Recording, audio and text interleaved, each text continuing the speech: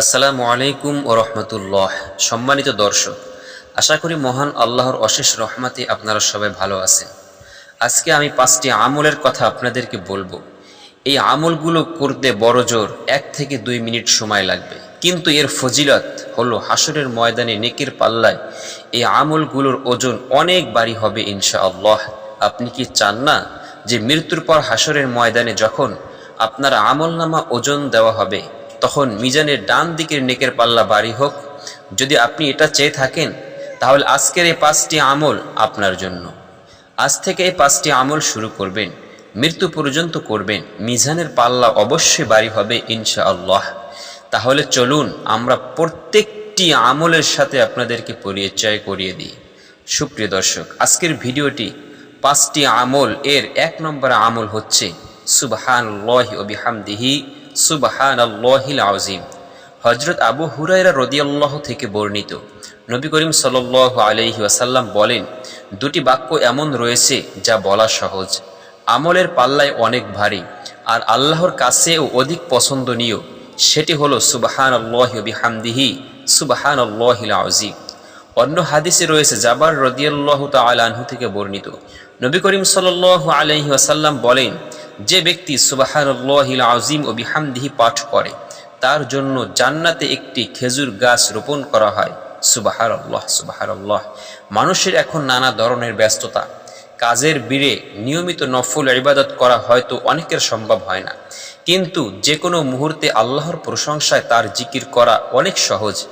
এতে কোনো সময় বেশি লাগবে না।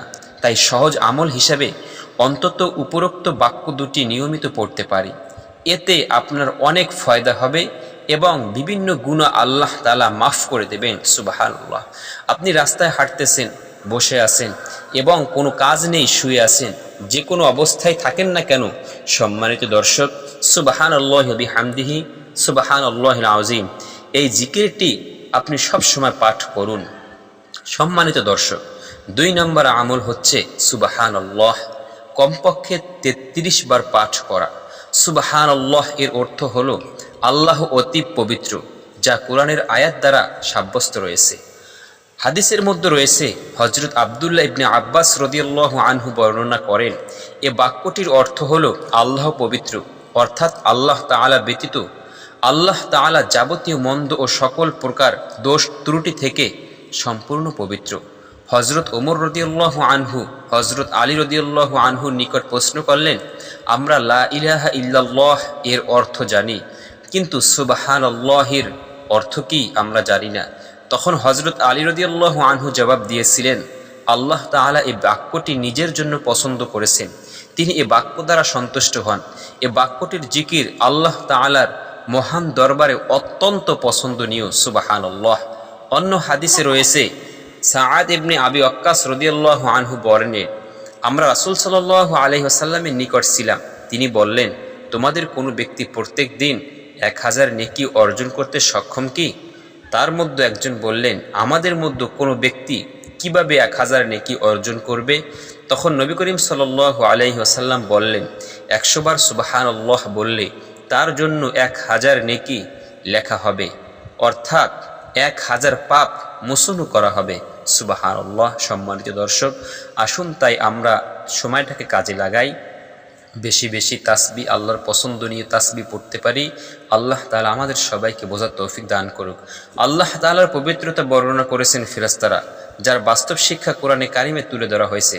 নবী করিম সাল্লাল্লাহু আলাইহি ওয়াসাল্লামের হাদিস দ্বারা ফজিলত বর্ণনা করা হয়েছে। সুতরাং অনেক ছোট বাক্য সুবহানাল্লাহর জিকির অত্যন্ত জরুরি। তাই সম্মানিত দর্শক, যদি চান মিজানের পাল্লা ভারী হোক তাহলে সব সময় পাঠ করুন সুবহানাল্লাহ।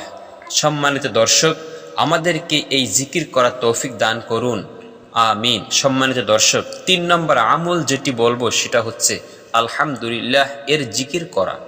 আলহামদুলিল্লাহ শব্দের অর্থ হলো সমস্ত প্রশংসা আল্লাহ তাআলার জন্য।